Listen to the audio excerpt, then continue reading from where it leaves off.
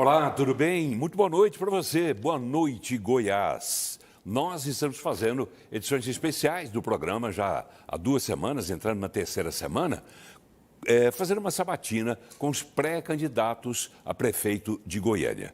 Já entrevistamos aqui Leonardo Riso, já entrevistamos Matheus Ribeiro, Fábio Tokarski, o prefeito atual Rogério Cruz e Sandro Mabel.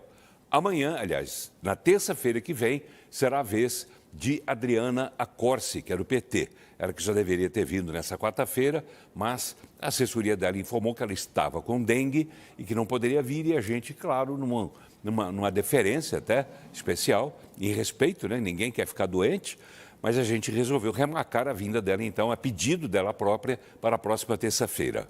Hoje, então, será a vez deste candidato, que está faltando ainda, mas hoje ele vai ocupar o espaço para dizer por que ele quer ser prefeito, o que é que ele pode vir a fazer se for eleito, o que é que ele pode fazer para atender você, telespectador, você internauta, se ele vier a se sentar na cadeira de prefeito. Estou falando dele que já disputou a eleição para prefeito de Goiânia 4 anos atrás, não ganhou, mas logo depois ele foi eleito deputado federal, está lá em Brasília. E, se ele for eleito prefeito, claro que esse mandato vai ser encurtado. Estou falando dele que é professor de inglês há 20 anos, mais de 20 anos, e que é muito atuante nas redes sociais e muito atuante também junto aos movimentos de direita. Claro, você já sabe quem é o nosso convidado. Gustavo Gaia, pré-candidato a prefeito de Goiânia pelo PL. Tudo bem, pré-candidato? Boa noite. Boa noite, Paulo. É um prazer enorme poder participar dessa iniciativa. Parabenizar Rafael e você e toda a TBC pela iniciativa de trazer os candidatos para poderem falar um pouco sobre Goiânia. Espero poder estar à altura aqui das perguntas, né? E vamos para cima. Claro, a gente vai tentar fazer as perguntas que você, telespectador, gostaria de fazer ao nosso convidado se estivesse aqui no meu lugar ou no lugar do Rafael Vasconcelos. Não é isso, Rafael? Tudo bem? Boa noite. Sem dúvida, Paulo. Boa noite para você. Boa noite ao pré-candidato Gustavo Gaia. Sem dúvida alguma, o internauta vai ficar muito atento, porque a gente vai fazer os questionamentos que você em casa gostaria de realizar. Tá bem, e você que acompanha o nosso programa sabe que ele é transmitido pela TV Brasil Central. Aliás, estamos aqui num estúdio auditório Lígia Rassi, aquele que fica naquela pirâmide vermelha do Centro Cultural Oscar Niemeyer, aqui pelos lados do Flamboyant Shopping Center. É aqui que nós estamos nesse momento. Mas esse programa também é transmitido pela TV Assembleia Legislativa de Goiás. As 2 emissoras juntas também nesse momento de levar até você a melhor informação sobre aquela pessoa que quer se sentar na cadeira de prefeito de Goiânia. A gente faz um rapidíssimo intervalo, é apenas a vinheta, e a gente já volta para ouvir Gustavo Gaia. Fique ligado.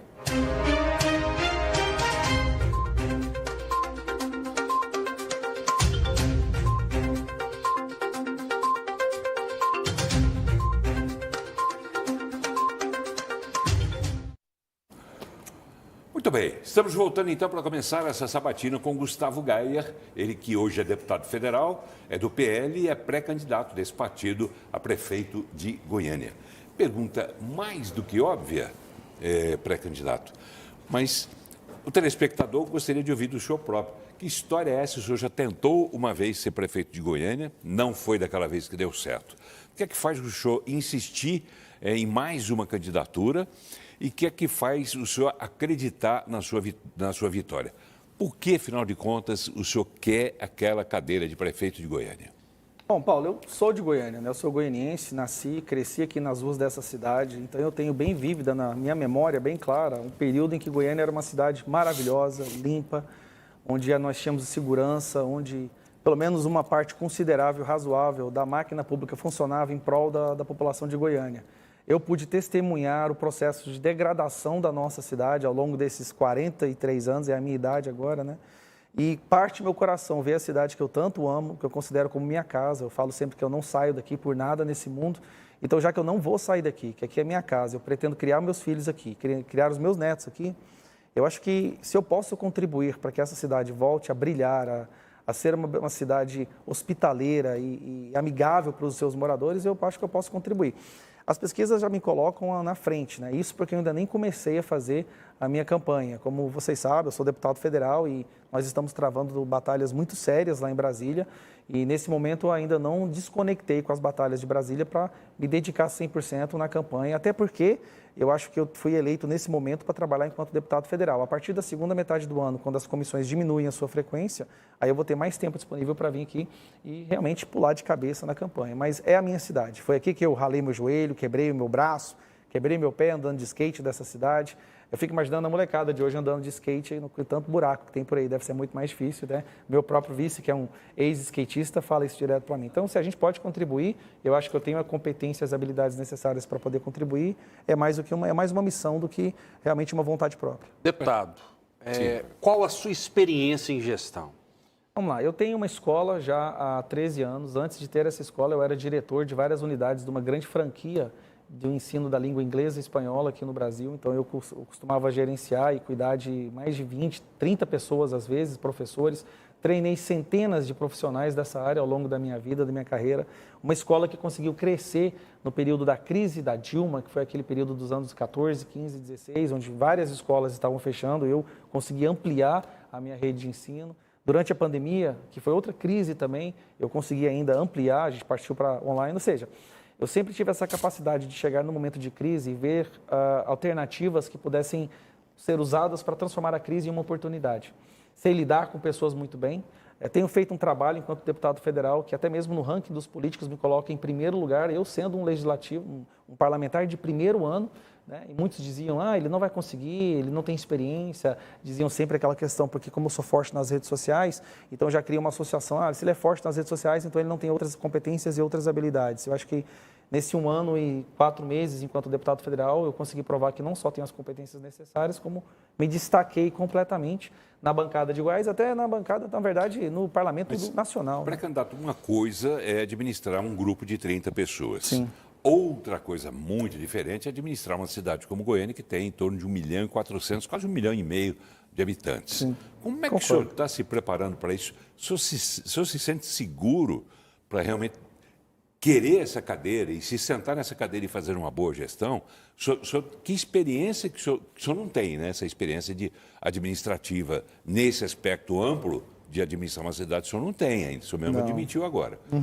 Como é que o senhor pretende trabalhar para que o senhor não se frustre e para que o seu eleitor também não fique frustrado com o senhor? A abordagem da iniciativa privada, ela é bem diferente da abordagem da iniciativa pública, né, da gestão da máquina pública. Quando vocês falam, eu escuto muito isso, acho que esse é o momento até da gente explicar que eu não ter experiência em gestão pública é bom. Quando se fala em gestão pública, todos os outros candidatos, ou que aquelas pessoas que declaram que têm a experiência em gestão pública, qual é essa gestão que eles tanto falam? E se realmente essa gestão que é a experiência que eles alegam ter para ocupar essa posição, ela foi benéfica para Goiânia ou não? A gestão que se fala tanto é a gestão da bancada de negociação. É a gestão de chegar ao poder negociando secretarias, negociando cargos, negociando dinheiro. É a gestão da corrupção. É a gestão que sempre muito mais atrapalhou do que contribuiu com a qualidade de vida da população de Goiânia.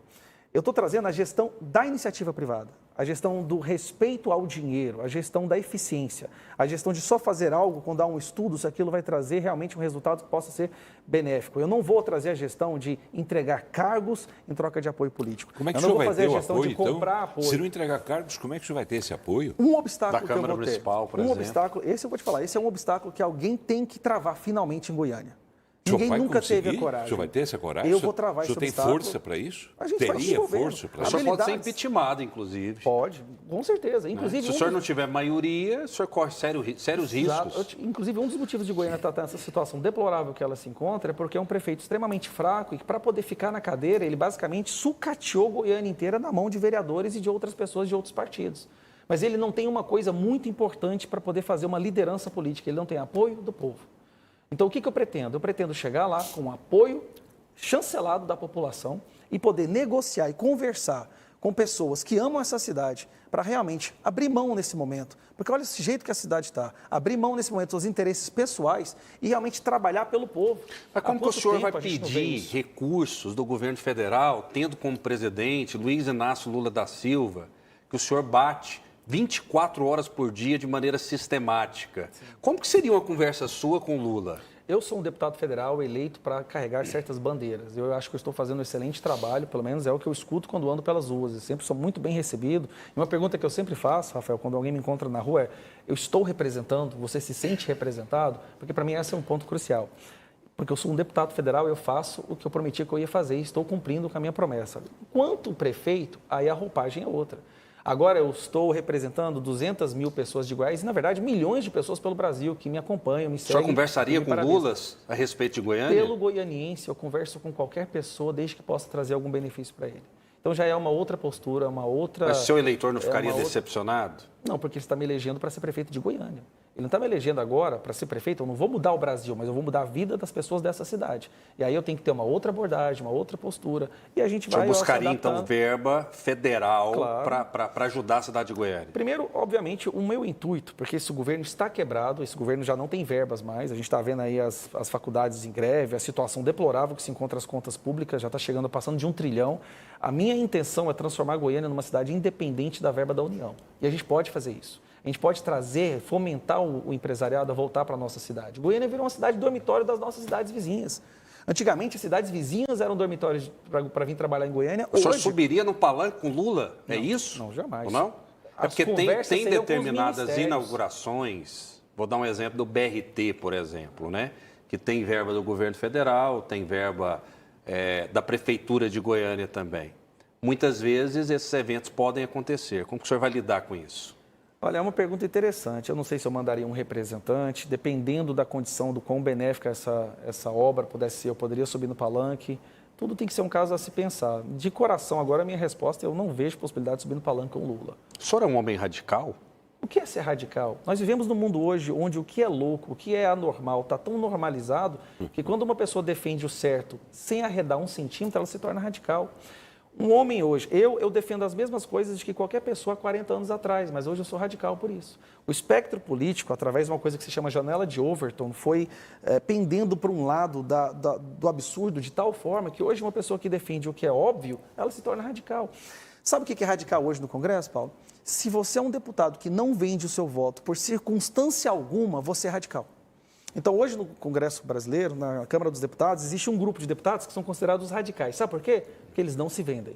Eles não se vendem, eles arriscam a sua própria liberdade para defender o que eles acreditam. E eu faço parte desse grupo com muito orgulho e por isso nós somos considerados radicais. Radical por defender o que a maioria do povo acredita. Mas é um risco hoje, né? Defender a verdade, defender os seus bandeiras. O senhor é taxado pela esquerda, por vários grupos, como alguém que espalha fake news. O senhor espalha fake news? Vamos lá. Todas as informações que eles alegam que foram fake news, todas já foram comprovadas como sendo verdade. Se criou-se na imprensa, né, e a maior parte da imprensa, grande parte da imprensa, não toda, obviamente, eles me odeiam. Me odeiam porque eles sempre tentaram me bater e me jogar para baixo, denegrir minha imagem e não conseguem. E quando eles vêm conversar comigo, a minha resposta é sempre enviar uma receita de bolo para eles, porque eu tenho uma coisa mais importante para fazer, modéstia à parte. Agora, eles criaram essa ideia de rei das fake news por causa de informações que eu coloquei no meu canal de YouTube no período da pandemia. Informações essas que foram comprovadas agora. Sobre a questão do lockdown, não ter a eficiência que era alegada muitas vezes. Informações de efeitos colaterais sobre da vacina, das máscaras e das consequências de mandar todo mundo ficar em casa sem poder trabalhar. Como isso poderia trazer um caos econômico para o nosso país e como isso poderia gerar muito desemprego e muita gente passaria necessidade. Essas informações que eu falei, que me colocaram como fake news, todas foram comprovadas depois. Todas essas coisas que falam é fake news, quando a gente vai investigar, é tudo verdade. Hoje, as a fake verdade news não incomodam é fake news. O senhor? Fake news, o senhor ser taxado, né, de rei de fake news, não incomoda? Não. Hoje já existe um senso comum que quando a imprensa ou a esquerda taxa alguém de fake news é porque é uma pessoa que fala a verdade. E durante a campanha, o senhor sabe, o senhor participou da outra campanha, me lembro inclusive que o senhor participou de um debate que nós realizamos aqui Sim. mesmo no TV Brasil Central. Mas o senhor não tinha ainda aquela projeção nacional toda, não tinha ainda esses holofotes todos voltados para tentar entender quem é Gustavo Gayer. Sim. Ao longo desse tempo, as pessoas começaram a especular aqui, ali e lá, começaram a mexer na sua vida pessoal. Podemos falar disso? Pode. Podemos? Como é que o senhor está se preparando para enfrentar aquela principal coisa que, imagino eu, seja que mais incomoda o senhor, que foi aquela questão do acidente em que o senhor perdeu um amigo, o senhor dirigiu o carro. Foi. Quer dizer, as pessoas vão dizer que o senhor teria sido, no mínimo, irresponsável, que o senhor teria bebido, inclusive, para provocar o acidente. Sim. Não, já inventaram tantas histórias, já falaram que morreu 2, uma paraplégica, depois morreu 4, depois eu atropelei gente na rua. Seguinte, os meus opositores, as pessoas que querem denegrir a minha imagem, pegaram a maior tragédia que eu passei na minha vida quando eu tinha 19 anos. Eu trabalhava como professor numa escola do interior e eu tive um acidente de carro, onde o meu melhor amigo, meu irmão, Sander Versiani, morreu. Inclusive, o nome do meu filho, em homenagem a ele, é Gabriel Sander. É uma perda que até hoje eu admito que eu não consegui superar completamente. Um vazio que existe dentro de mim. Eu nunca mais tive uma amizade como eu tive com o Sander. E mais 2 pessoas que estavam no carro também morreram. Eu não tinha bebido, inclusive nunca houve condenação.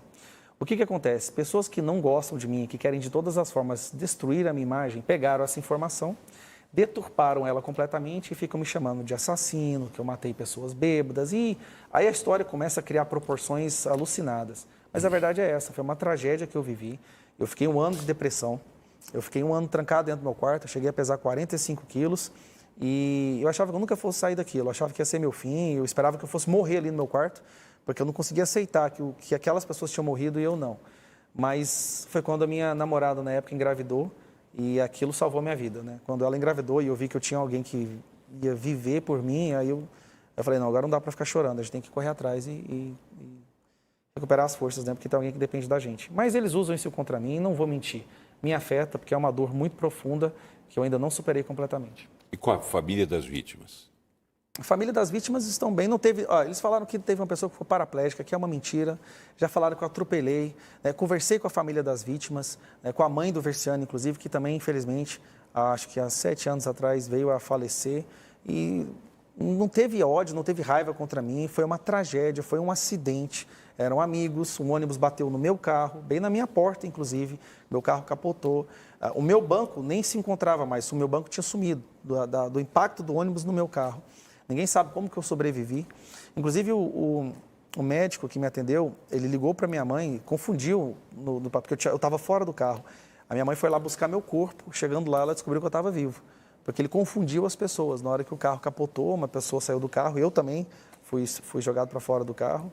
Assim, foi uma tragédia muito grande. E no mundo da política, quando você começa a crescer e tomar um tamanho muito grande, aqueles que odeiam o que você defende vão fazer de tudo para te derrubar. Você está preparado para isso?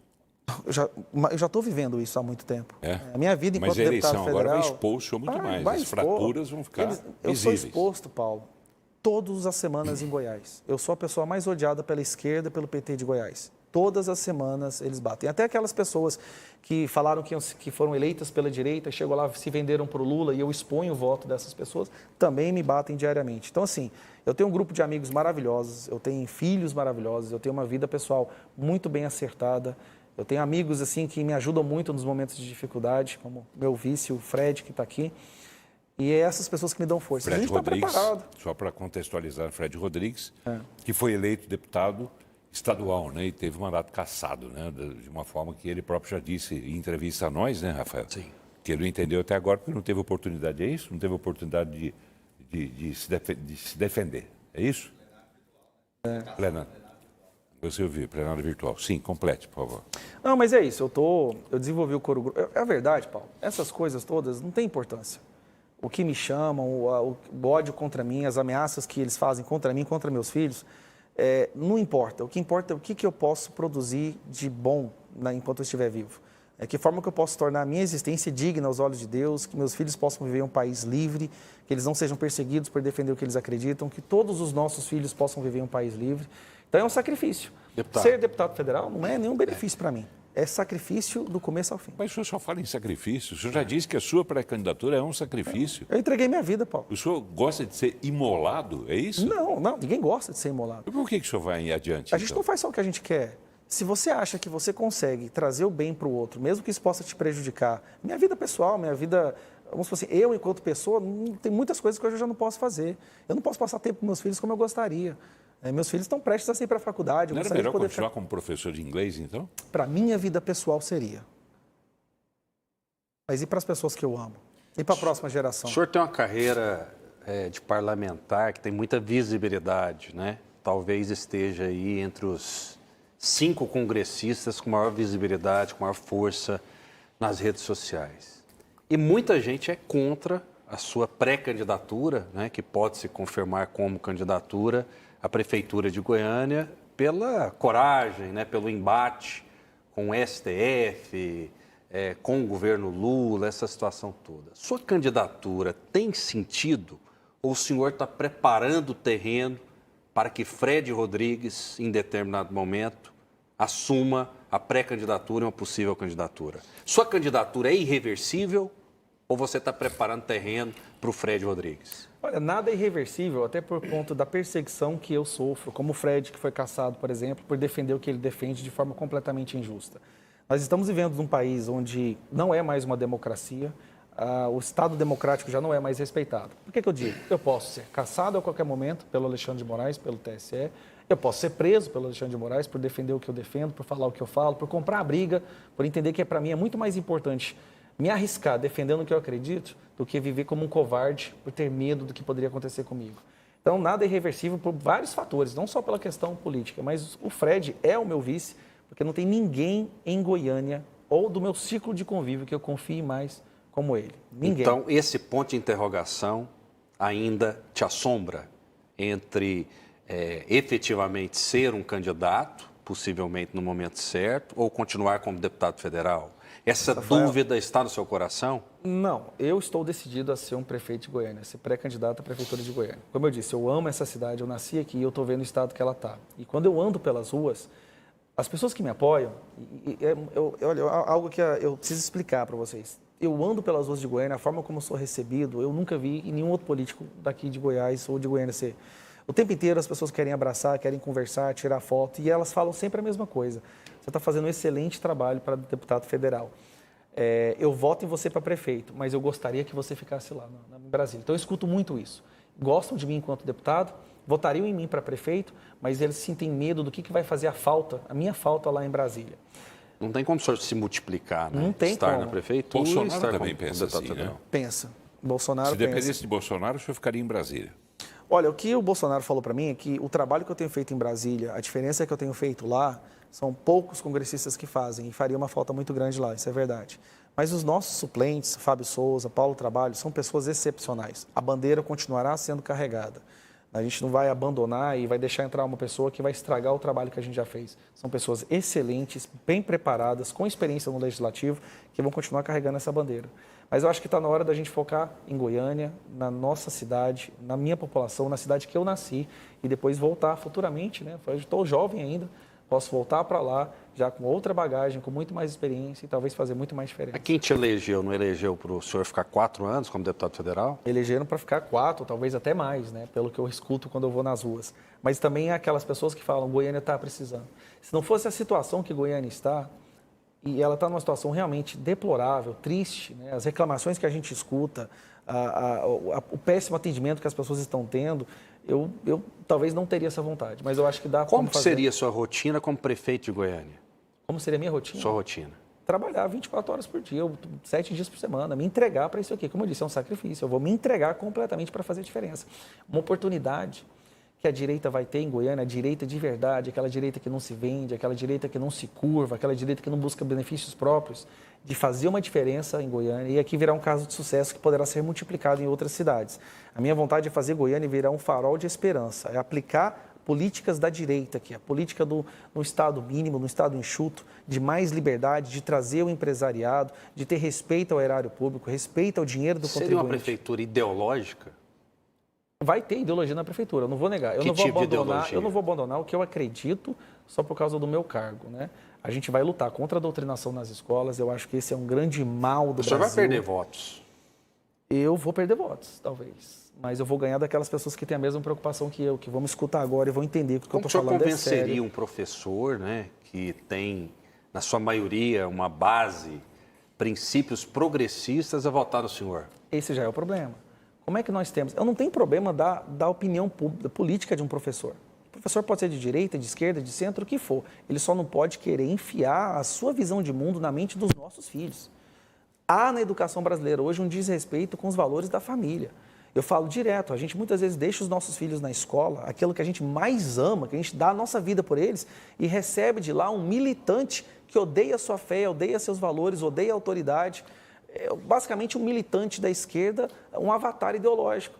Isso tem que acabar. Um dos grandes motivos da educação brasileira ser uma das últimas do mundo é porque professores estão usando da autoridade da sala de aula para colocar filhos para serem militantes ideológicos e não passar conteúdo. O senhor para que nunca eles possam vir fez a isso ser... nas aulas que o senhor ministrava? Nunca fiz isso, eu sempre tive respeito. Sério? Primeiro, a maioria dos meus alunos, durante o período da escola, que eu sou dono, são adultos. É uma escola focada para adultos. Então, nós tínhamos debate nas aulas de conversação, onde tinha gente da esquerda e da direita, mas eu nunca impus a minha visão de mundo. Jamais impus. Adultos. Com crianças, o respeito tem que ser muito maior. Você não pode pegar uma criança e fazer ela odiar os próprios pais, ou os valores dos pais. A escola tem que ser parceira da família, em primeiro lugar. Seus filhos chegaram a querer, a arriscar, a ensaiar um desrespeito aos pais? O motivo de eu ter entrado para a política foi porque tentaram sequestrar meus filhos de mim dentro da sala de aula.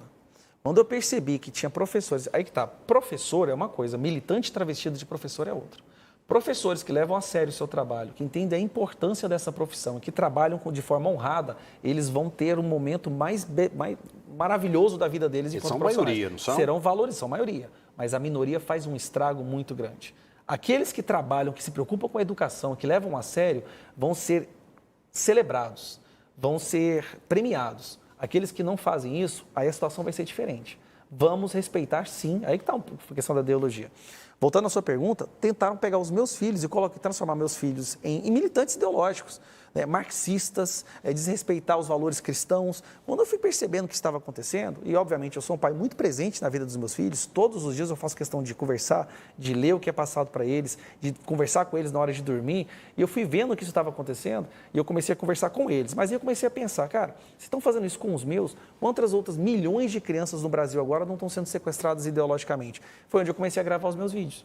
Os meus vídeos inicialmente eram únicos e exclusivamente para alertar os pais.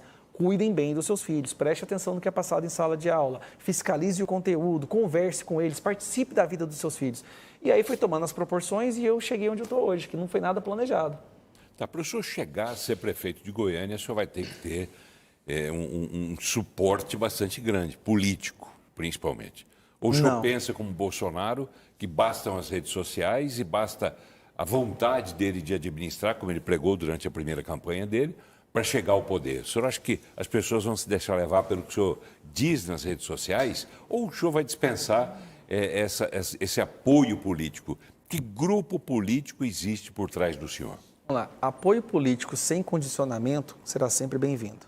Existe isso? Eu volto até aquela pergunta da gestão, colando com essa sua. Existe isso? Bom, se não existe, está na hora da gente começar a fazer existir. Porque é o principal motivo da máquina pública da gestão estar ruim enquanto ela é. Experiência em gestão, foi uma das suas primeiras perguntas. Sabe o que é experiência em gestão?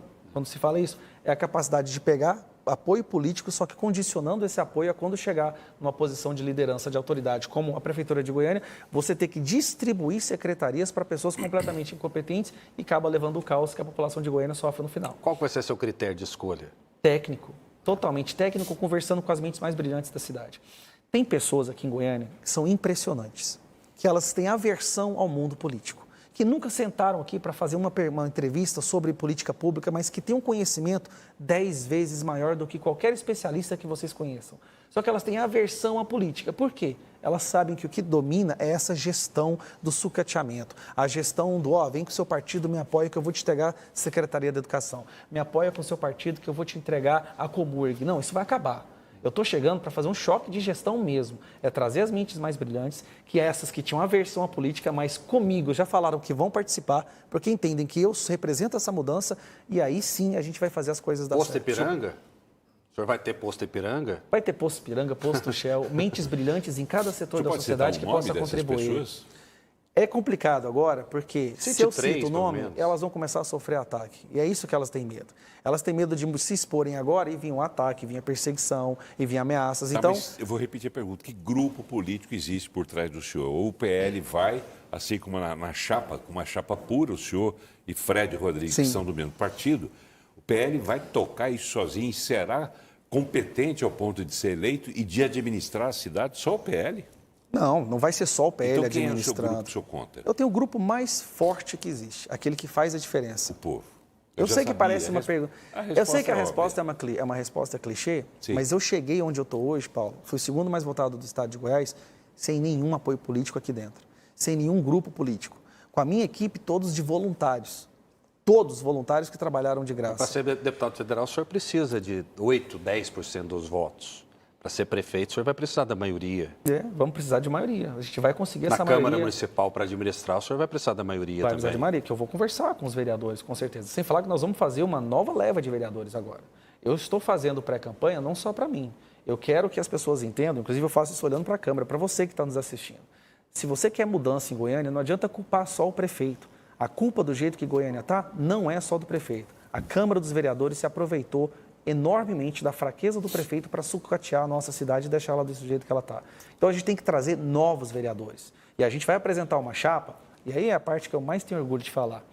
Eu não deixei que nenhum vereador de mandato entrasse na minha chapa, apesar de ter tido várias requisições de vários que iriam entrar. Não porque eu rejeite esses vereadores, mas é porque eu quero dar oportunidade para novas pessoas.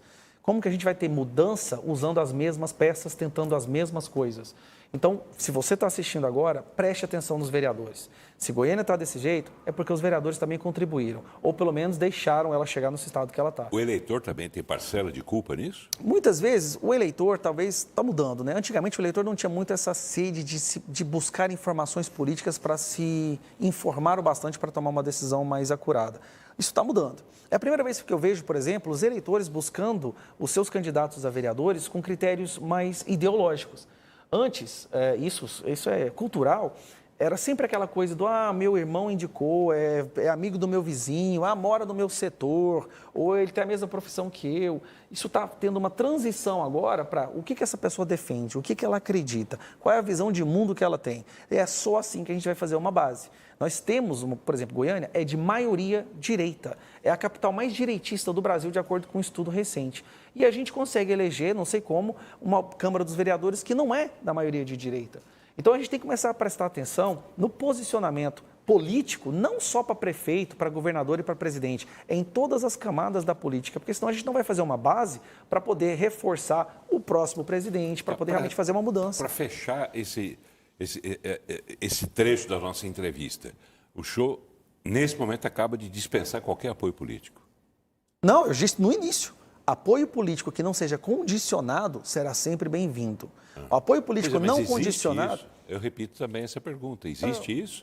A gente tem fé, né? Está fazendo apenas um ensaio para fugir da resposta. Eu prefiro acreditar no que há de melhor das pessoas. Se vier apoio político, e já veio com algumas condições, olha, eu te apoio, mas a gente vai querer tal coisa, não tem conversa, não é assim que vai funcionar. Para fazer uma mudança em Goiânia, não tem como fazer a mesma coisa que todos já fizeram. Agora, se vier um apoio político com um intuito de, olha, eu quero te apoiar, porque eu acredito no que você acredita, eu quero que essa mudança aconteça, eu quero fazer parte dessa mudança, pode ter certeza que a gente vai caminhar junto. Como que o senhor vai furar a sua bolha? Né? O senhor aparece nas pesquisas, muitas vezes na primeira colocação, mas tem ali um teto. Existe um equilíbrio hoje, né? A Adriana Corsa está próximo do senhor nas pesquisas, Vanderlan Cardoso em algumas pesquisas aparece bem também, Sandro Mabel está crescendo. Como que o senhor vai furar essa bolha para conquistar mais de 50% do eleitorado? Muita gente vê o senhor como um político muito ligado hoje ao Congresso Nacional, evidentemente, com esse perfil de congressista. Como que o senhor vai furar isso, vai romper essa barreira? E muita gente acha ou tem certeza que o senhor é um político radical, né? Alguns até dizem que o senhor é de extrema direita, que espalha fake news. Como convencer o eleitor do contrário? E vai ser mais difícil do que você imagina. Eu não vou usar fundo eleitoral. Eu teria à minha disposição 4 ou 5 milhões de reais para fazer a minha campanha. Eu já disse, eu não uso dinheiro público para fazer campanha política, como não usei para deputado federal, onde eu recusei... O Bolsonaro usou. Eu não vou usar. Eu não vou usar. O senhor é melhor do que o Bolsonaro? Não, é uma política que eu tenho. Talvez, se algum dia eu for candidato a presidente, a situação do Brasil estiver prestes a entrar numa ditadura, eu possa repensar isso. Agora, a bandeira. O senhor vai para a guerra com estilingue, enquanto os outros estão com a metralhadora apontada? Eu vou falar de novo uma coisa que até o Paulo vai rir, porque parece clichê. Eu não vou para a guerra com estilingue, eu tenho a arma mais poderosa de todas. Primeiro, eu falo a verdade, eu defendo o que eu acredito, eu falo com as pessoas, elas percebem isso e passam a me apoiar. Tem coisa melhor que isso na política? Fala a verdade para mim. Quem é que conseguiu ser eleito deputado federal? Nisso? Eu, piamente. Bolsonaro Como que eu cheguei onde eu acreditou tô? na primeira eleição dele e apostou nisso na segunda eleição e se deu mal. Bom, vamos lá, né? o sistema todo impediu o Bolsonaro de fazer campanha. O Bolsonaro não podia fazer lives, o Bolsonaro não podia usar as imagens dele. Eu tive vídeos meus deletados por ordem do TSE, onde eu simplesmente pegava uma fala do Lula e publicava, onde o Lula falava que era a favor do aborto. Era a fala do Lula, não tinha comentário meu. Onde o Lula fala, Mas dessa vez o senhor pode ser retalhado também? Pode. Então. Mas a gente tem que mudar o sistema, não tem como se encolher e ficar esperando que alguém vá lá e faça um milagre. É difícil, eu estou escolhendo o caminho mais difícil. Pré-candidato, para finalizar, a gente vai mudar de assunto também, mas para finalizar sigo essa a liderança de questão vocês. política, vamos dizer assim como o Rafael perguntou se o senhor estaria fazendo uma sala de espera, né, para o Frederico Rodrigues, o Fred, há quem diga também que o senhor ainda pode participar, o seu partido, o PL, pode participar de alguma composição com um outro pré-candidato nesse momento aqui. Isso é verdade? O que eu vejo, às vezes eu leio algumas matérias, não tenho costume não, as pessoas mandam para mim, né, da imprensa, eu fico achando engraçado de onde que eles tiram essas coisas da cartola. Eu acho que em grande parte, eu fico pensando, por que eles falam tanto essa questão de, ele não vai ser candidato, ele vai entregar? A minha percepção, a minha leitura, como eu não estou engajado na pré-campanha como os outros candidatos, eles acham que eu não estou interessado. Então, eu vou deixar bem claro uma coisa. Eu sou pré-candidato à Prefeitura de Goiânia e eu só não estou engajado agora, ao contrário deles, porque eu estou fazendo o meu trabalho de deputado federal numa situação em que o Brasil precisa que eu atue lá. Tem muita coisa em jogo.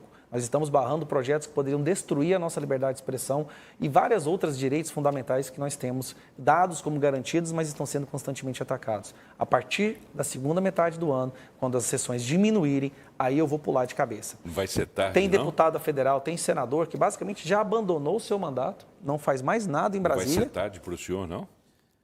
É o certo. Não, o certo é uma coisa.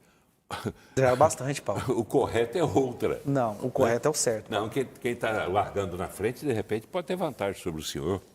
Eu acredito que as pessoas que me acompanham, quem entende o que eu falo, e vai entender o que eu vou falar agora.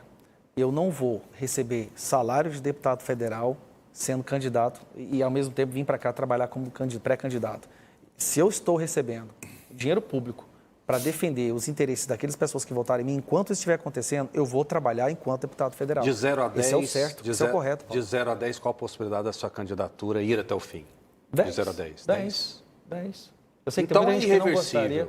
O senhor entrou em contradição, porque no início o senhor falou que nada é irreversível. Porque tem forças maiores que a nossa, Então, Rafael. Se a chance é 10, é porque a sua candidatura tem 100% de possibilidade de prosperar. Vamos lá, a sua pergunta, ela vem do cunho da minha decisão. A minha resposta foi, tem forças maiores do que a minha decisão.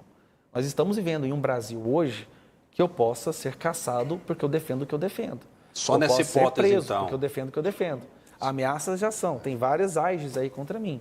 O TSE, essa ditadura do judiciário, me odeia. Para deixar claro, então, e o senhor está sendo muito objetivo nas respostas, o senhor só não seria candidato em caso de prisão, em caso de força maior, seria isso? Força maior.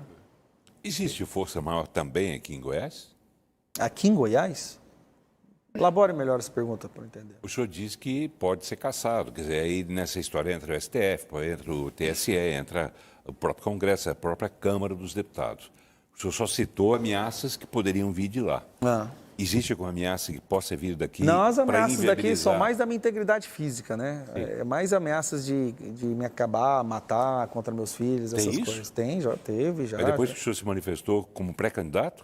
Não. Em função da sua pré-candidatura? Não, eu só estava pontuando, eu não havia me manifestado ainda enquanto pré-candidato. Era mais pela questão do que eu defendo mesmo, né? Da minha pauta ideológica. O senhor espera jogo limpo dessa eleição aqui em Goiânia? Nunca teve isso, né, Paulo? Me fala uma eleição de Goiânia que teve jogo limpo. Mas quem joga limpo tem chance de ganhar de quem joga sujo? Paulo, está na hora das coisas mudarem. Olha, vamos lá. Se for para eu entrar no jogo usando das mesmas artimanhas que sempre foram usadas, eu perco antes de chegar na vitória. Você entende? Eu sei que parece idealismo, mas se a gente não tentar, quando é que vai mudar? Se eu for fazer a mesma coisa que os outros sempre fizeram, eu vou conseguir os mesmos resultados. Os resultados que estão aí estão bons. Mas o jogo não é sujo? O jogo é muito sujo. Como é que o senhor joga limpo e ganha? Mas eu vou jogar limpo e vou falar para as pessoas. Estou jogando limpo, estou fazendo diferente, não vou usar dinheiro público, vou conversar com vocês e vou sempre defender aquilo que eu acredito. E aí, se eu alcançar as pessoas, hoje nós temos a internet, o que realmente deu uma liberdade muito grande. Hoje, se eu cheguei onde eu estou, é porque eu consigo falar diretamente com você que está me assistindo. sem ter que comprar apoio de um vereador, de um líder político, de um presidente de partido. Eu falo diretamente com você. Se nessa conversa você acredita que o que eu falo é verdade, vê verdade no meu coração, na minha fala, então você me apoia. Se você não acredita, tem outras opções. O senhor vai usar seu tempo de televisão e de que forma que o senhor vai fazer isso? Eu vou dar muito privilégio para os meus candidatos a vereadores. O meu tempo de televisão eu vou usar, só que eu vou usar sem empresa de marketing. Vai ser a primeira vez que isso vai acontecer. Eu não vou ter empresa me dando o texto do que eu devo falar, não vai ter teleprompter com textozinho, nem maquiagem, nem qualidade de imagem, nem nada disso. Eu vou pegar... indomável, intratável, isso é bom ou ruim? Eu sou tão tranquilo, você me adora, eu sei que você me adora. Eu tô te perguntando, porque muitas vezes o ser humano, ele precisa, né? Ele precisa de conselho, ele precisa voltar atrás... E o senhor dificilmente volta atrás, dificilmente volta atrás o senhor demais. É capaz de ouvir um conselho. Pelo menos as pessoas mais próximas dizem isso a respeito da sua conduta. O senhor é capaz de voltar atrás? Alguém é capaz de convencer o senhor, por exemplo, de usar o fundo eleitoral? Não. Alguém é capaz... Então... Não, mas peraí, aí você pegou senhor... um ponto que é um ponto crucial para mim. Vários outros pontos. Nem o Bolsonaro, se o Bolsonaro chegar para o senhor obedece o Bolsonaro em tudo. Não, né? eu escuto muito o Bolsonaro, escuta muito. Eu vejo ele como exemplo, não só de político, mas de ser humano. Deputado, use o fundo eleitoral. O senhor vai obedecer o Bolsonaro? Não, essa bandeira eu não consigo obedecer. É uma bandeira que eu não consigo. Essa realmente eu não vou usar o fundo eleitoral. E não tem ninguém que tente me convencer do Tinha uma contrário. promessa. Promessa de político dizem que nunca é boa. O senhor está prometendo que Falaram não a mesma vai coisa. usar o Falaram fundo? a mesma coisa quando eu fui candidato a deputado federal. Eu tinha 1,5 milhão à minha disposição. 1,5 milhão e eu devolvi para o partido. Até o presidente do partido falou, sério que você vai fazer isso? Sério, eu não quero, nós vamos fazer isso da forma mais E o difícil. senhor vai fazer assim agora também? Vou. Isso é garantido? Garantido. E se o senhor voltar atrás, como é que o senhor vai Não tem explicar jeito, isso? Paulo. Hein? Como é que o senhor vai explicar isso? Não tem... Eu falo na maior tranquilidade. Então o senhor é intratável, o senhor não muda Mas, de opinião. peraí, você está dizendo que eu sou intratável porque eu defendo com unhas e dentes algo que eu considero crucial para a minha carreira, para a minha vida política? O Bolsonaro não é o cara, não é o mito, então por que ele usa o fundo eleitoral? Ele usa... Está errado?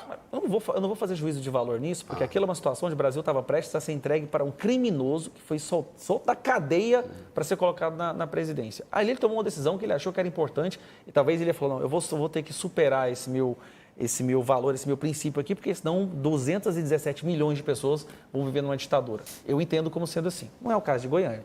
Goiânia, eu estou tentando fazer uma história onde eu não uso dinheiro público para chegar a posição alguma.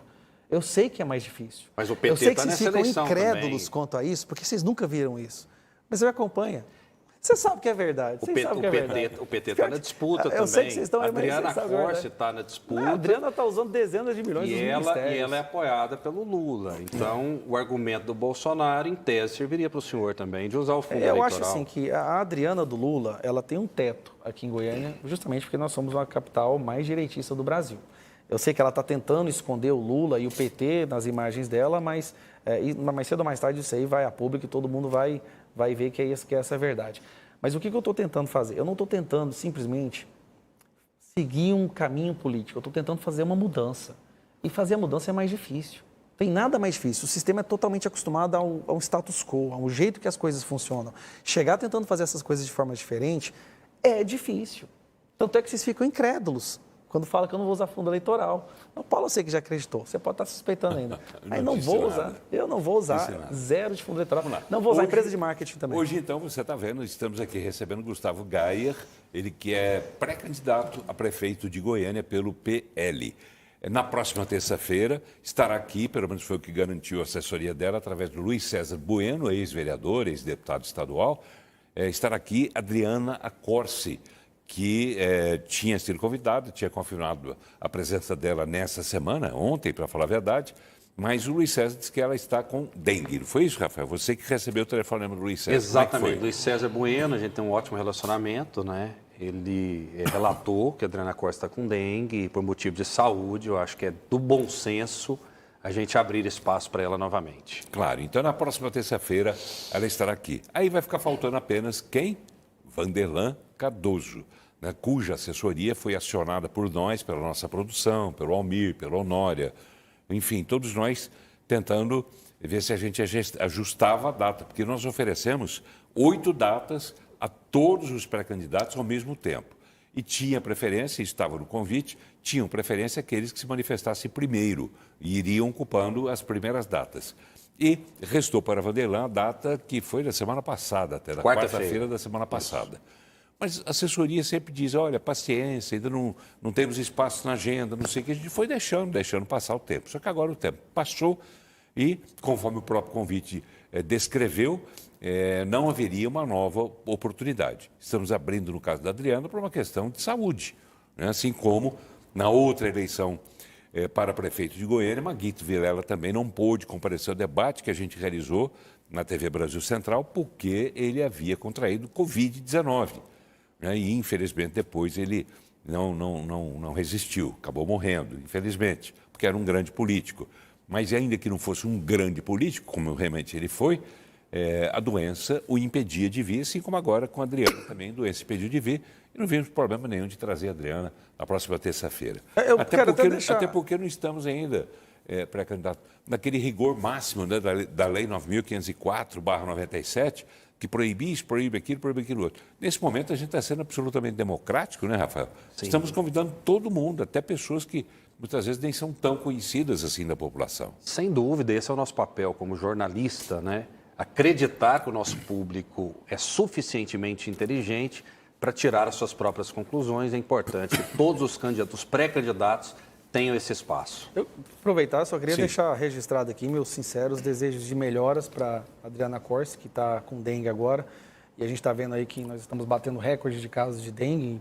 Mais de 2.000 pessoas já morreram por conta da forma da gestão desse governo em relação a essa doença. Eu desejo, Adriana Corsi, que você melhore rápido para a gente poder debater. Tá bem, nós também desejamos, né, que a Adriana se recupere logo. Vamos lá? Começar a falar de problemas de Goiânia? Que são muitos? São muitos, né? Vamos começar pela educação, que o senhor conhece bem, o senhor é professor? Sim. Tá? E quem vai fazer a pergunta para o senhor a partir de agora são as pessoas na rua, nas ruas de Goiânia. As pessoas que estão vivendo na própria pele as questões que elas levantam para que o senhor entre imediatamente após a pergunta, que o senhor já entre respondendo. A primeira pergunta é do José Messias e é sobre educação. Vamos ver. Se ele vai construir mais creches para tirar essas crianças que estão na rua aí, e os pais às vezes trabalham, não tem como cuidar das crianças, entendeu? Aí tem que trabalhar, às vezes tem que levar a criança para o trabalho. Então nessa altura eu acho que ele deve, se ele não tiver interesse, mas ele tem que criar novas creches, novos CMEs. Bom, vamos lá. Nós estamos aí passando por uma crise, né? Vários contratos do administrativo e dos funcionários dos CMEs não foram renovados, então a gente estava com vários CMEs aí sem funcionar. Isso é uma tragédia na vida de quem precisa trabalhar e não tem com quem deixar seus filhos. Nós estamos hoje no Goiânia com 12 CMEs em construção. 2, inclusive, já eram para ter sido entregues agora, no início desse ano, e não foram entregues. A expectativa é que todos sejam entregues até o final do ano. São obras que já estão durando aí o dobro do tempo que havia sido organizado. Qual que a gente precisa fazer? Mesmo que essas 12 obras sejam concluídas, isso só vai dar 2.000 vagas, sendo que nós estamos com déficit de 9.000 vagas em CMEs. Como que a gente vai construir outras 7.000 vagas? É aquilo que eu pretendo trazer, a iniciativa privada, é a parceria público-privada. Nós temos em Goiânia hoje grandes empresas que estão querendo contribuir, que querem ajudar, mas têm aversão a essa gestão que a gente sempre fala, que é a gestão da corrupção, do dinheiro, da propina. Tem vários empresários que estão... Você se refere à atual gestão? Todas as gestões. Essa cultura. De Rogério Cruz tem propina, tem corrupção? A cultura da gestão nas secretarias. Eu não estou dizendo que ele por si só faz isso. Eu estou falando que nós temos denúncias de várias máfias que existem em várias secretarias de Goiânia ao longo da história da nossa cidade. O que eu pretendo fazer? É trazer a parceria público-privada, empresas que possam contribuir com a construção de mais CMEs nos lugares onde há demanda para que essa CMEs possa ser ocupada por famílias que estejam precisando. Em contrapartida, a gente vai falar sobre isenção fiscal para essas empresas, para a divulgação dessas empresas, ou até mesmo essas empresas que querem poder elas mesmas divulgarem para a sua clientela, aumentando ainda mais assim, o seu faturamento, que elas são empresas amigas da cidade, amigas da criança, amigas da educação. Tem empresários que querem fazer isso? Aí que é a parte que eu vou trazer que nenhum outro consegue. Tem muitos empresários. Já falei com eles. Só que eles não querem fazer parte dessas gestões antigas. Essas gestões que realmente tudo é no troca-troca, é para beneficiar alguém, ou fazer uma obra para lá e colocar a foto de um vereador naquela obra. Não.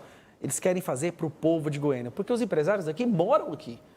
Os empresários aqui gostam de ver a cidade limpa, gostam de ter um trânsito bom, gostam de ter uma saúde boa e querem poder contribuir. Tem muita empresa que tem espaço ocioso. Esses espaços ociosos dessas empresas podem ser aproveitados, é possível, dentro da burocracia, dentro da liturgia da máquina pública, fazer esse tipo de parceria? Tudo conversado com empresários de uma forma que eles possam se beneficiar também dessas mudanças, do uso desses espaços vazios, a gente vai conversar.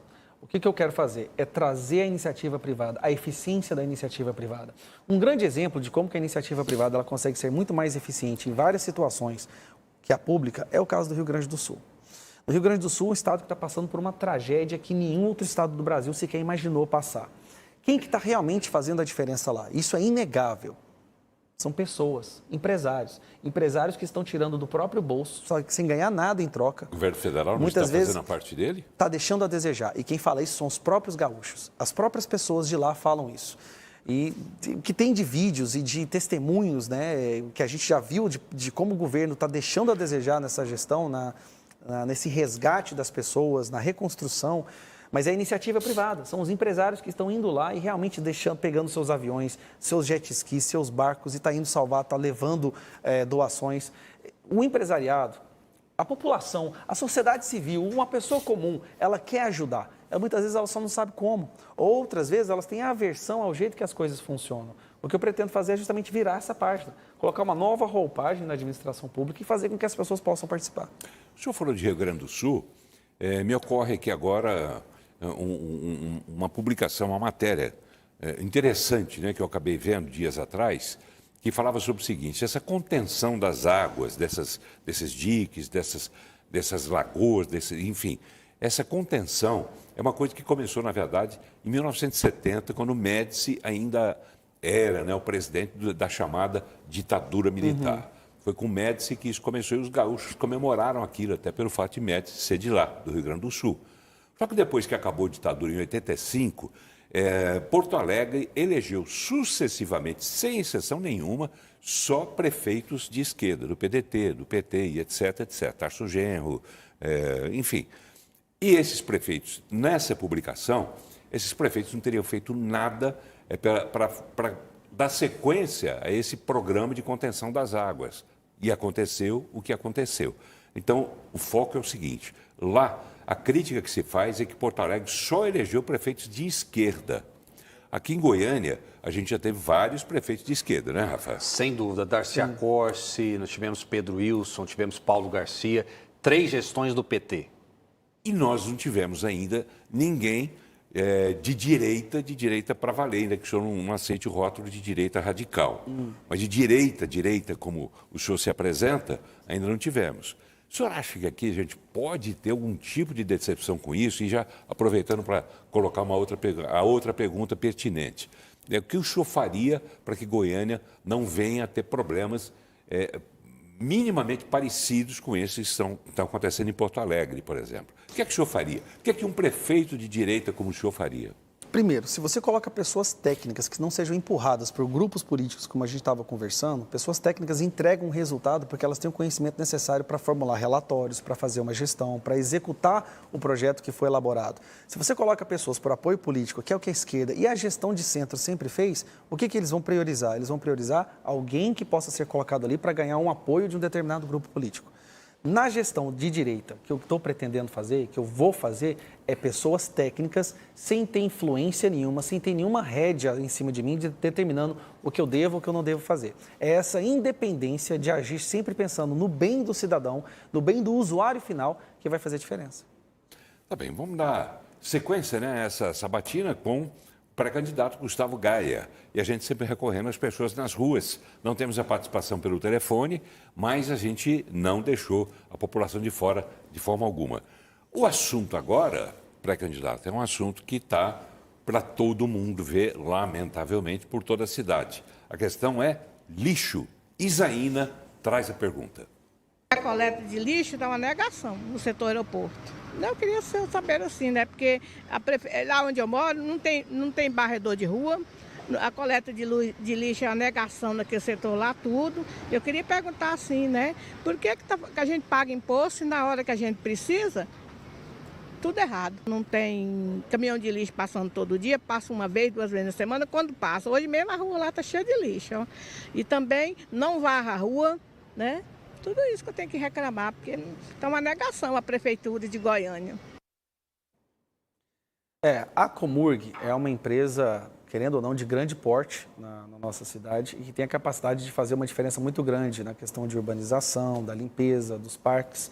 Só que ao longo dos últimos anos, das últimas gestões, de gestores experientes, a Comurg foi sucateada também. Ela se tornou um cabide de empregos. Hoje a Comurg ela tem donos e tem brigas entre as facções de certos vereadores ou deputado estadual que acham que são donos da Comurg e usam ela para colocar ali o seu apoio, né? Ou o seu rebanho político para poder ter cada vez mais poder. Primeira coisa, nós vamos acabar com indicação política na Comurg. Zerar.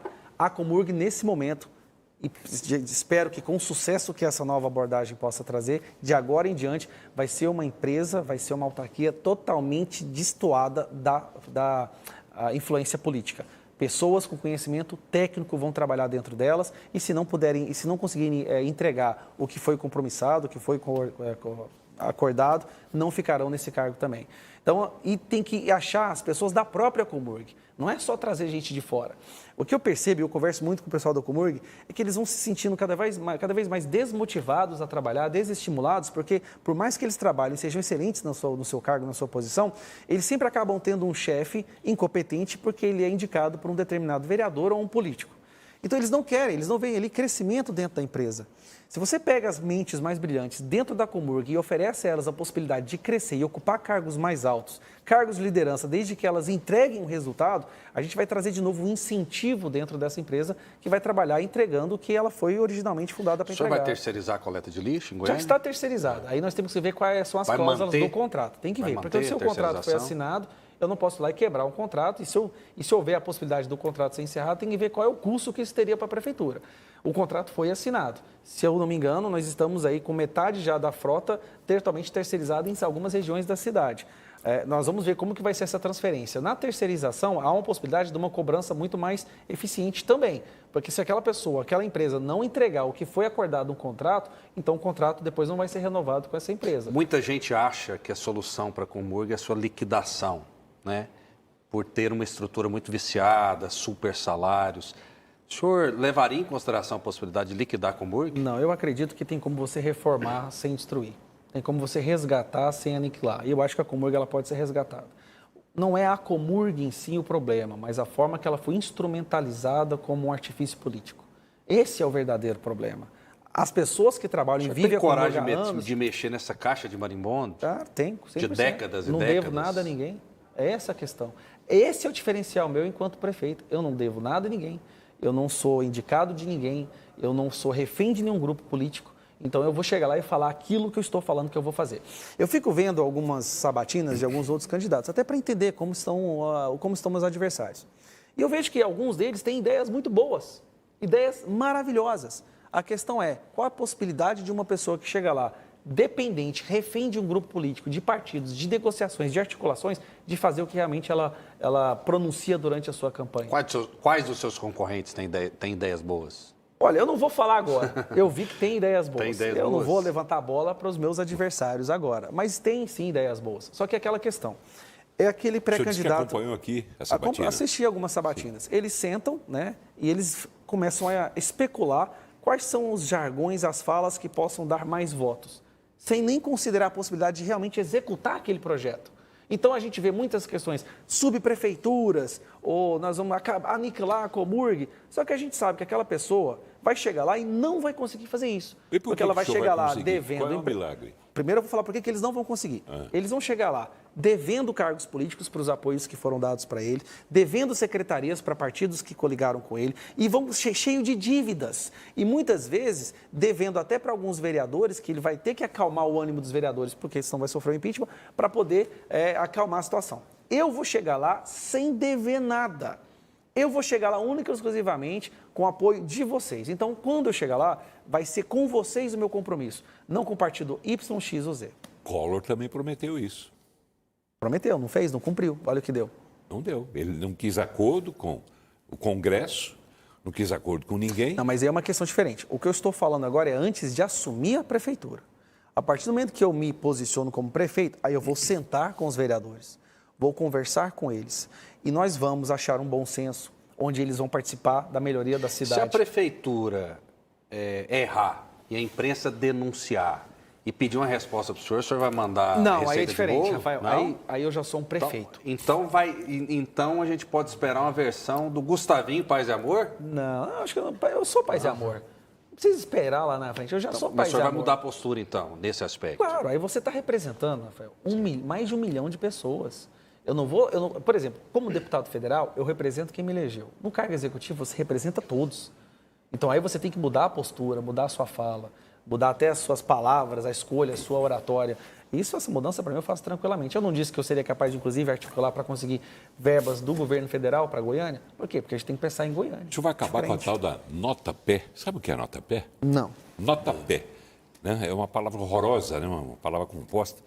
Horrorosa. Nota-pé é quando a gente mostra um problema, que a gente ouve a população, e a população mostra, aqui está acontecendo isso, tem um buraco desse tamanho aqui, já reclamamos na prefeitura, tal e tal.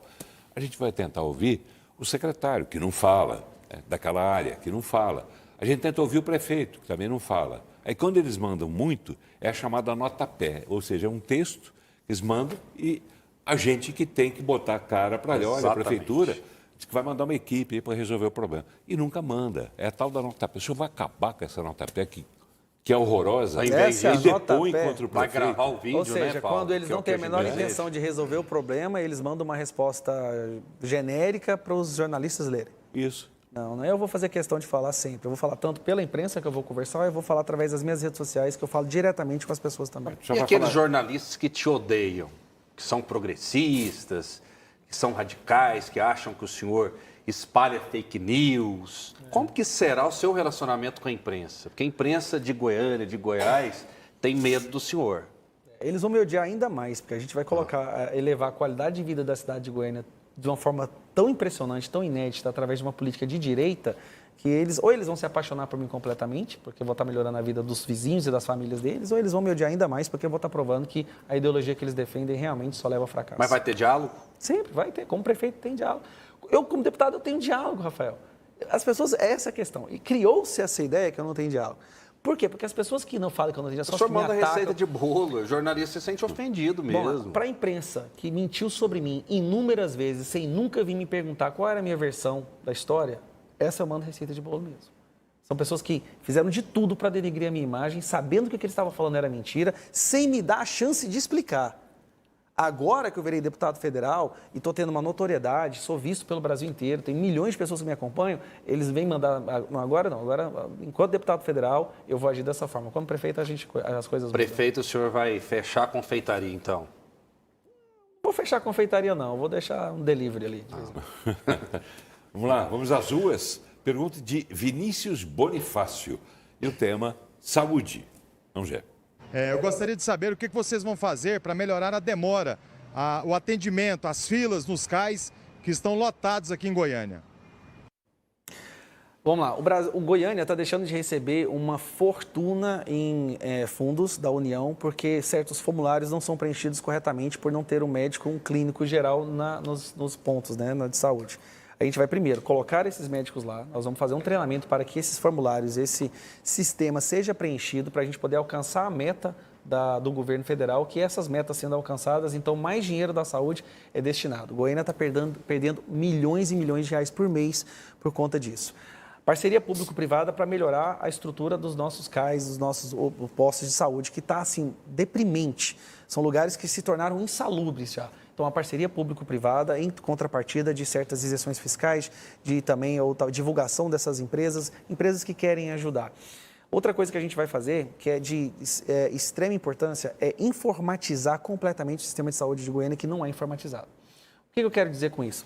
Uma pessoa, quando ela vai fazer um exame, vou dar um exemplo, ela vai fazer um exame, ela recebe um prontuário para depois de muito tempo ela ter que ir lá num outro local para se cadastrar, para poder depois marcar um exame e 6 meses depois leva até 2 anos. O que a gente vai fazer é teleatendimento. Ela vai lá, faz um exame, No momento do exame, quando for descoberto qual especialista ela precisa ser seguido, já vai ser feito naquela hora através de teleatendimento com a presença de um médico ali na sala. Então o médico descobre que ela precisa de um nutrólogo, nutricionista, ela vai imediatamente, já vai ativar no sistema que a gente vai criar um especialista para fazer o teleatendimento, usando o médico como o corpo, como as mãos e os olhos no momento. Então a gente vai fazer 2 consultas em uma só. Outra coisa, nós vamos fazer também uma parceria com os laboratórios para exames. Uma coisa que foi feita em São Paulo, que foi um sucesso estonteante, é o Corujão. Nos momentos onde os laboratórios estão mais ociosos, tem menos fluxo de clientela, a gente vai fazer uma parceria para que eles possam receber pela tabela SUS, porque está ocioso, a estrutura está lá, só que ela está ociosa. E a gente vai pegar toda a fila que existe, vamos zerar a fila. Toda a fila que existe de exames, nós vamos levar para esses laboratórios para que eles possam fazer os exames lá. Pode ser no período da noite, no sábado, no domingo, mas que possa zerar a fila de todos os exames de Goiânia. Ou seja, o que é bom pode ser copiado. O que é bom pode ser copiado. Tá bem. Uma coisa interessante também, pré-candidato, que eu sempre observei ao longo do tempo, né? A gente vê, por exemplo, uma cidade, eu estou dizendo isso porque eu tenho uma secretária, né, que trabalha comigo, muito boa, por sinal, que é de Nerópolis. Está com o irmão, infelizmente, passando por uma situação de saúde bastante difícil. E o irmão está internado num hospital municipal em Nerópolis. Hospital, né? Posto de saúde, posto de atendimento básico, a saúde, UPA, seja lá o que for. Goiânia não tem um hospital. Não tem. Goiânia não tem um hospital, assim como não tem um teatro municipal, não tem um estádio municipal de futebol. Quer dizer, Goiânia não tem coisas que em Nerópolis tem. Aparecida tem um teatro, aqui nós não temos. O que é que o senhor pensa nessa área de cultura, nessa área de saúde, um hospital municipal? Passa pela sua cabeça, não? Eu estava falando hoje, inclusive, com a minha equipe, a gente está elaborando o plano de governo, e um dos pontos que a gente falou hoje é sobre a necessidade de termos em Goiânia um hospital municipal. Só que, do jeito que as coisas são hoje, se a gente for fazer única e exclusivamente por dinheiro público, não vai sair, vai demorar muito. Mais uma vez, a iniciativa público-privada é trazer as empresas para contribuir na construção de um hospital municipal com a contrapartida de benefícios que a prefeitura possa ceder com a divulgação.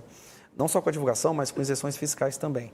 E eu acho que é possível, sim, fazer isso acontecer. Goiânia está precisando de um hospital, uma cidade do nosso porte, dessa envergadura, a capital do estado de Goiás, não ter um hospital municipal, é algo que a gente pode mudar, sim, com a parceria de pessoas da iniciativa privada.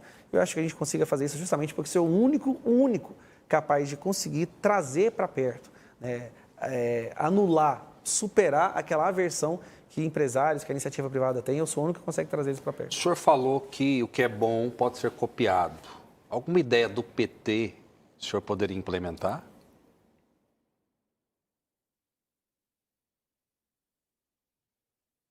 Não. Por quê? Porque eles não têm ideia boa nenhuma. Simples. Simples assim. Simples assim. O senhor dirige ainda? Antigamente o senhor dirigia os seus carros, né? Dirijo. O senhor dirige? Não, agora eu estou gostando mais de moto. Moto? Até porque o trânsito de Goiânia está tão caótico que eu consigo chegar nos lugares e cumprir as minhas agendas mais facilmente. Eu vim para cá de moto, por exemplo. O senhor mesmo pilotando ali? Claro. Coloco o meu capacete, aí ligo no Spotify e vou escutando música. Olha só. Diego está preocupado com o trânsito. Se o senhor está preocupado também ao ponto de começar a andar de moto, vamos ver o que o Diego tem a dizer.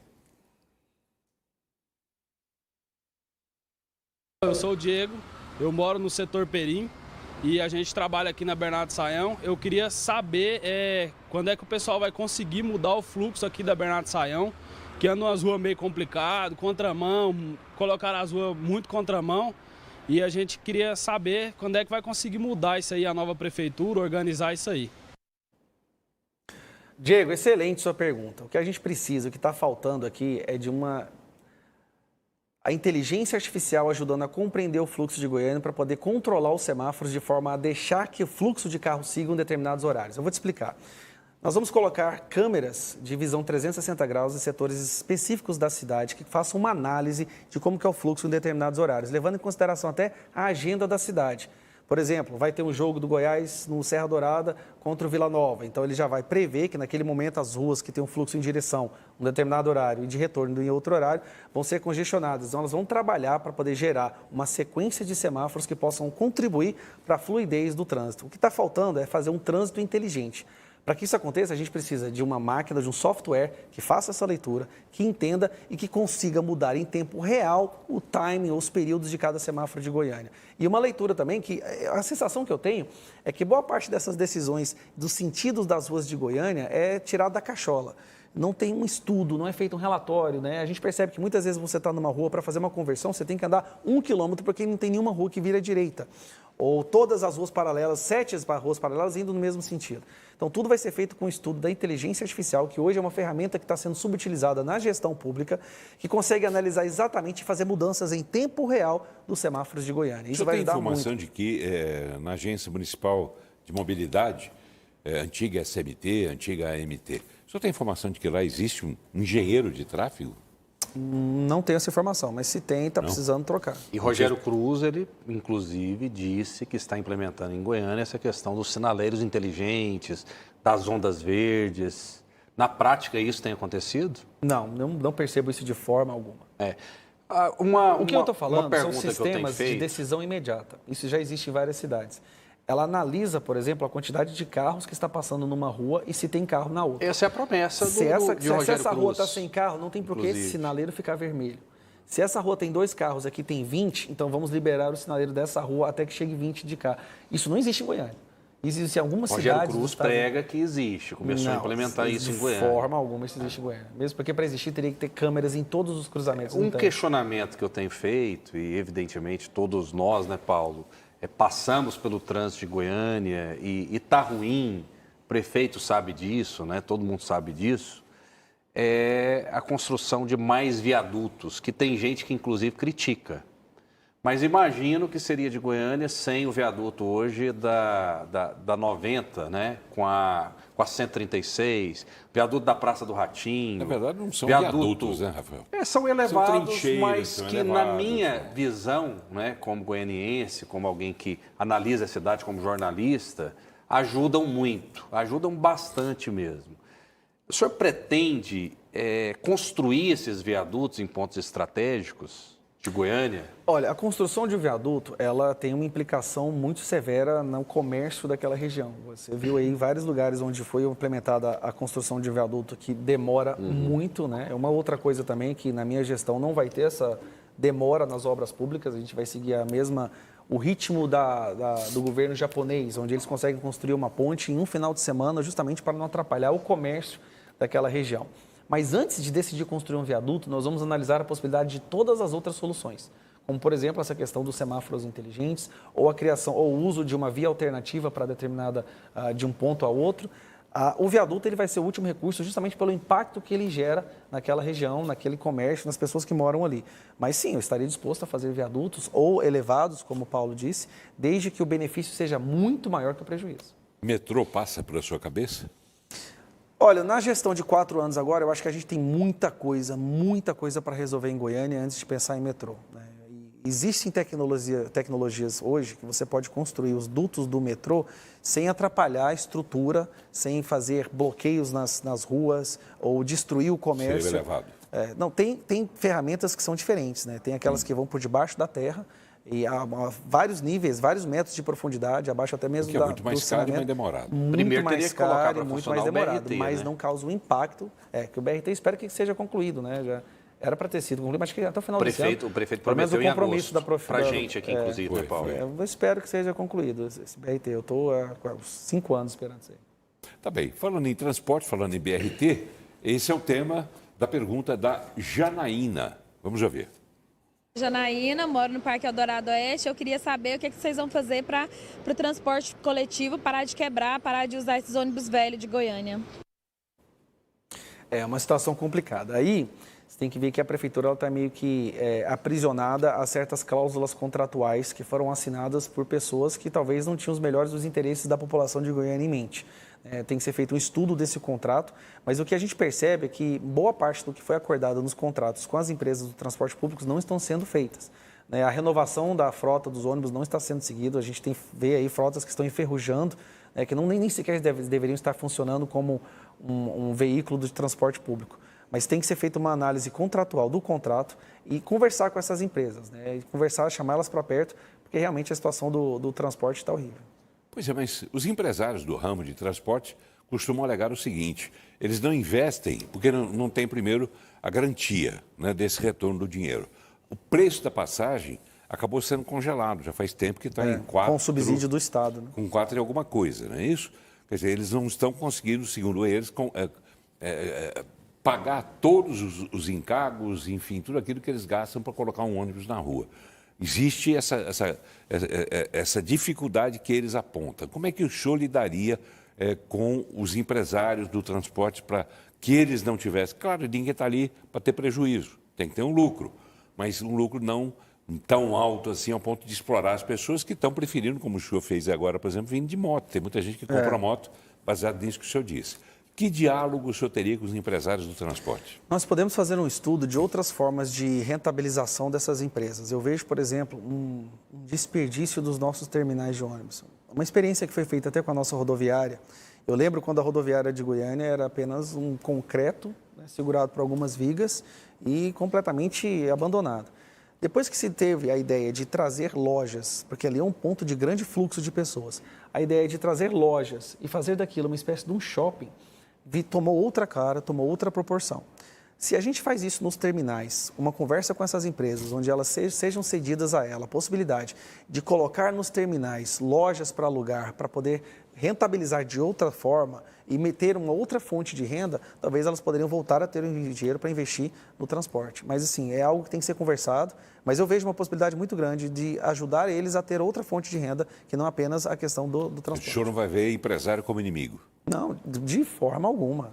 Se tem alguém que pode fazer a mudança e pode realmente melhorar a qualidade de vida de qualquer cidade, estado, é o empresariado trabalhando junto, lado a lado com a iniciativa pública. Tá bem, para fechar esse ciclo aqui de perguntas que vêm das ruas, da população, a gente ouve Aprígio José. O tema é mais genérico, é gestão. Mas gestão passa por muita coisa, como essa, por exemplo, que o Aprígio enumera para nós. Vamos ver.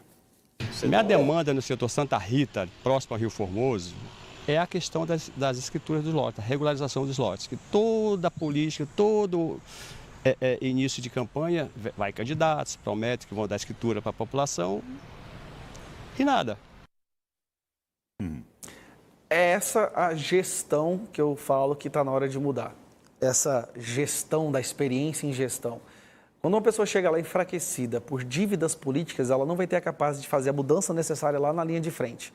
O que eu acredito é que nós temos que colocar pessoas técnicas para tratar dessas situações, como é o caso, né, que o cidadão, como do colega, o nome dele? Aprígio. Aprígio, nome diferente, nome bonito, que o Aprígio acabou de falar. Para que isso aconteça, primeiro, tem que acabar com as máfias que existem na gestão pública. E aí, vamos ser sinceros aqui, gente, boa parte, uma grande responsável pela péssima gestão hoje, é justamente as máfias que se formaram dentro das secretarias e dentro das agências de Goiânia, onde para você conseguir uma licença, um alvará, você tem que pagar, para você poder construir uma casa, você vai ter que ir lá e pagar alguém uma propina, e a gente sabe que isso existe. Está na hora, e a única pessoa que é capaz de chegar e fazer isso acabar é alguém que chega lá sem dever nada para ninguém. E aí vocês vão perceber... Eu sou o único que chega lá sem dever nada para ninguém. Só o senhor? Não falo com arrogância, eu falo com humildade mesmo. Eu sou o único que chega lá sem dever nada para ninguém. O único que vai chegar e vai realmente ter como único compromisso o que eu conversei, o que eu falei com as pessoas que me elegeram é eu. Eu não vou ter nenhum político virando para mim e falando assim, olha, te apoiei lá, me dá aquela secretaria, ó, te dei dinheiro para sua campanha, me dá aquela agência. Não, não vai ter isso. O senhor está preparado para lidar com uma burocracia estatal que é totalmente diferente? Sim. Da que é uma forma coisa que tem que ser mudada. Como existe na iniciativa privada? Desburocratização é uma bandeira que eu carrego também. Eu acho que um dos grandes problemas da máquina ser tão devagar, ser tão lenta, e muitas vezes até a iniciativa privada se afasta, mais uma vez, para poder trabalhar, é a burocracia. Então a gente vai trabalhar para desburocratizar, facilitar não apenas a execução dos projetos que a gente vai trazer, mas até mesmo para o empresariado, aquela pessoa que quer abrir uma empresa, aquela pessoa que quer gerar riqueza, quer gerar empregos, ela precisa ter uma facilitação para que isso aconteça. Então a desburocratização é importante. O senhor disse, né, lá no início da entrevista, sobre o fato de que o senhor considera que se a cidade está ruim, não é culpa única e exclusiva do atual prefeito ou dos prefeitos que estiveram naqueles mandatos. O senhor jogou boa parte dessa responsabilidade também para os vereadores. Sim. Dona Conceição Gayer foi vereadora. Foi a mais votada da época dela. Acho que proporcionalmente... Como é que era? O senhor tinha quantos anos quando ela era? Eu estava na barriga dela quando ela fez campanha. Então ela virou vereadora, tinha um ano. Um ano? Um ano. Mas o senhor procurou saber depois no... qual foi a atuação dela? A sua mãe ajudou a melhorar essa cidade ou ajudou a piorar? Minha mãe, todo mundo que conheceu minha mãe, A delegada. delegada Conceição Gaia, todo mundo que votou na minha mãe, até hoje admira ela. Mesmo ela tendo morrido já há 17 anos, eu tinha 25 anos, então são 17 anos, até hoje as pessoas me abraçam. Nossa, sua mãe era diferente, sua mãe era sensacional. A palavra que eu mais escuto era aguerrida, não baixava a cabeça para ninguém. Você sabe disso, já entrevistou ela. Aguerrida, não baixava a cabeça para ninguém, não fazia o jeito que ela queria. E minha mãe comprou briga com... Desde a época da minha mãe, ela comprava briga com as máfias de Goiânia. Eu lembro de uma coisa, você mencionou, eu lembrei de uma coisa agora. Quando ela era vereadora, não, era deputada estadual, ela comprou briga com umas máfias que existiam, eu não lembro, eu era muito jovem, acho que eu tinha 10, 9 anos. E aí a gente começou a receber ameaça lá em casa. Todo dia ligava a gente falando que ia matar, vou matar seus filhos, não sei o quê. Aí minha mãe conseguiu que eu tinha que andar com segurança, porque esse povo do esquema aí queria matar a gente, ameaçava. Eu lembro direitinho de eu sair da sala de aula, a vergonha que eu tinha, eu saía da sala para ir embora para casa, tinha um segurança lá me esperando, e todo mundo ficava caçoando de mim. Tem segurança. Eu falei, só eu que o povo quer matar, né? Eu sei, né? Eu lembro disso, isso marcou na minha memória, porque ela não cedia, ela não adiantava se ameaçasse, ela ia para cima. O senhor tem o DNA, desculpa, Rafael, o senhor tem o DNA dela? Eu acho que eu sou muito mais tranquilo. Eu acho que eu sou mais tranquilo. Paulo, você conheceu minha mãe. A minha mãe, nossa, ela era da briga mesmo. Hoje o senhor convenceria sua mãe a ser uma mulher de direita? Minha mãe a sua trajetória? Deixa eu te contar uma coisa. A minha mãe saiu da política desanimada porque ela viu que aquele pessoal da esquerda não valia nada.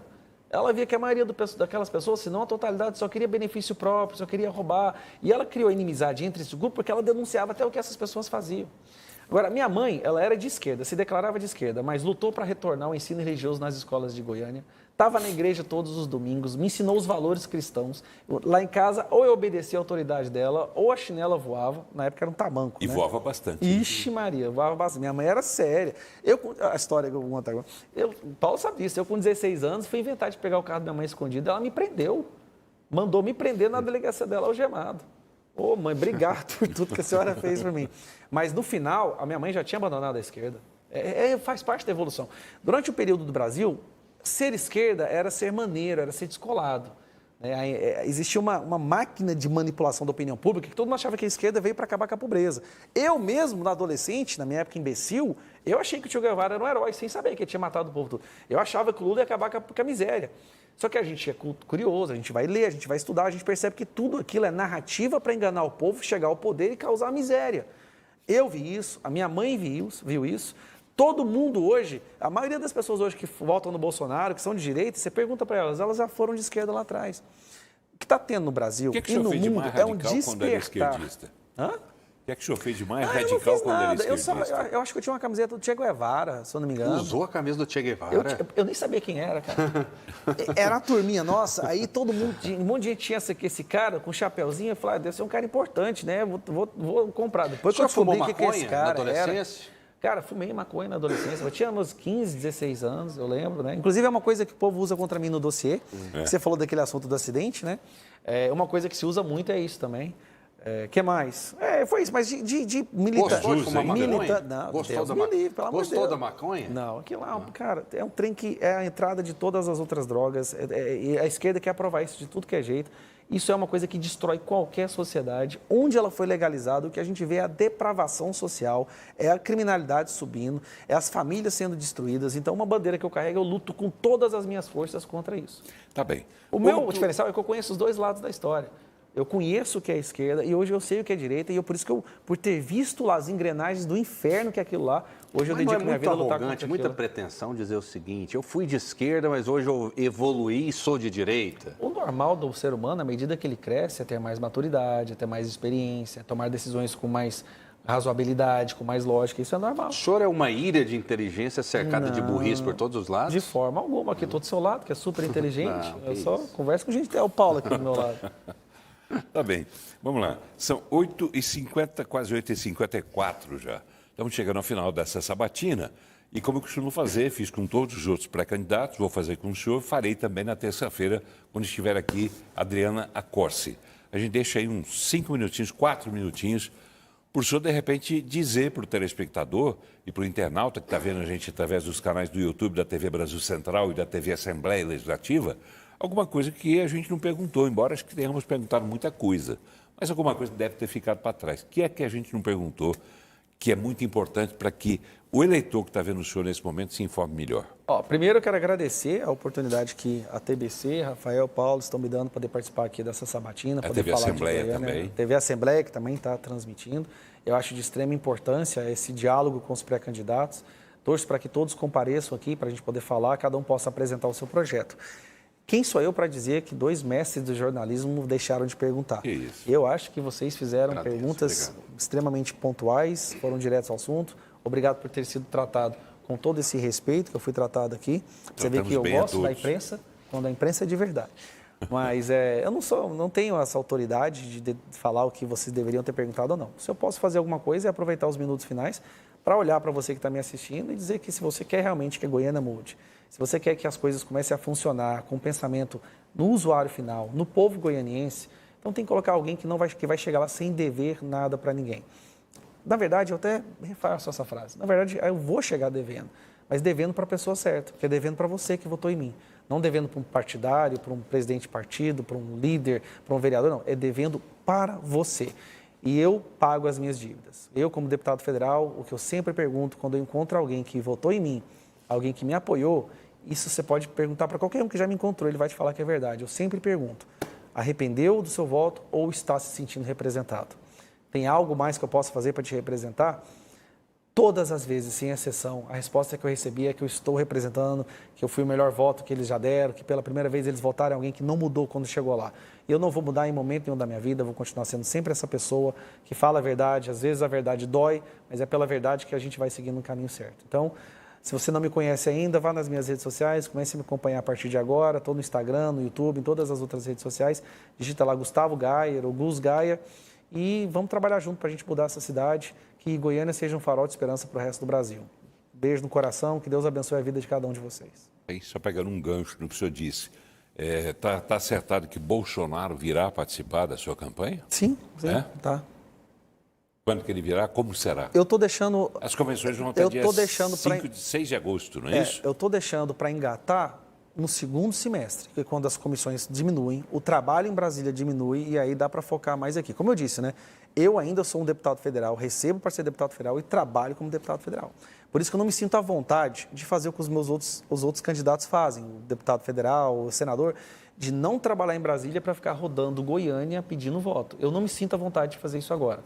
Eu sinto como se isso não fosse moralmente correto, porque eu estou deputado federal, eu preciso trabalhar como deputado federal. Rapidinho, a gente tem pouquinho tempo, mas qual é o pré-candidato que o senhor mais teme? Mais competitivo? É Adriana Corse, é Sandro Mabel, é Vanderlan Cardoso, é Fábio Tokarski, é Matheus Ribeiro, é Leonardo Riso? Quem te assusta?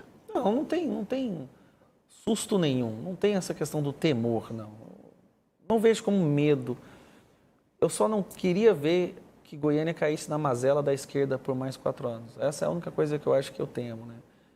Eu vejo o que está fazendo com o Brasil, eu estou vendo aí o que o PT está fazendo com o Brasil, está todo mundo vendo isso, é inegável, a rejeição dele é inédita, recorde, né? Eu só temo que Goiânia caia nas mãos da esquerda. Eu acho que, fora isso, são todas pessoas que estão ali exigindo o seu direito de serem candidatos, eu não vejo nada de mal. Por vias tortas, o senhor acabou respondendo. Então, o que o senhor mais teme é o PT. Mas não é que eu temo pela vitória, porque eu acho que ela não ganha, porque ela tem um teto, né? A rejeição do PT assim, a destruição que o Lula e o PT estão fazendo no Brasil está aumentando ainda mais a rejeição do PT em todas as cidades do Brasil. Até o Nordeste, o PT caiu 10 pontos, que é o reduto do lulopetismo, perdeu 10 pontos. Não é o medo pela possibilidade, eu só não gostaria de ver Goiânia caindo na mão da esquerda. Existem outros candidatos da esquerda. Eu sei que tem um do PCdoB, Fábio Tokarski. Vai ter um aí esses partidos de esquerda. Eu só acho que a gente tem que abandonar a esquerda. A prioridade é abandonar a esquerda e colocar mais direita na Câmara dos Vereadores. 20h58, a gente tem que encerrar. Agradeço ao Gustavo Gayer, que é pré-candidato a prefeito de Goiânia, pelo partido PL, ele que atualmente é deputado federal. Pré-candidato, foi um prazer recebê-lo, como eu digo para todos, né? Muito obrigado por ter vindo. Eu que agradeço, estou à disposição aí para as próximas sabatinas, que Deus abençoe a TBC, a TV Câmara, Assembleia. Bruno Peixoto. E os jornalistas de verdade. Tá bem. Muito Obrigado, né? A gente vai fazer futuramente também uma sabatina, né, Rafael, com os candidatos a vice A também. vice são muito importantes e muitos deles assumiram, né? Foram titulares. É o caso do atual prefeito Rogério Cruz. E de Aparecida Vilmarzinho, também, que era e de vice. Vilmar aqui em Aparecida também. Exatamente. Enfim, o vice passou a deixar de ser vice. Antigamente vice não fazia nada. Hoje em dia, meu amigo, desde Sarney, a coisa mudou. Obrigado a você pela companhia. A gente volta na próxima terça-feira com Adriana Acossi. Vamos embora? Boa noite, Rafael. Vamos embora, Paulo. Boa noite ao deputado, né, que respondeu todas as perguntas. Boa noite para você de casa. Tá bem, obrigado. Um grande abraço.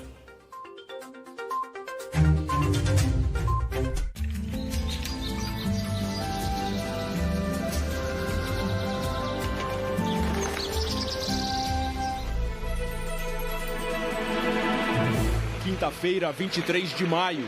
O Jornal da Cultura começa agora com os seguintes destaques. E a água de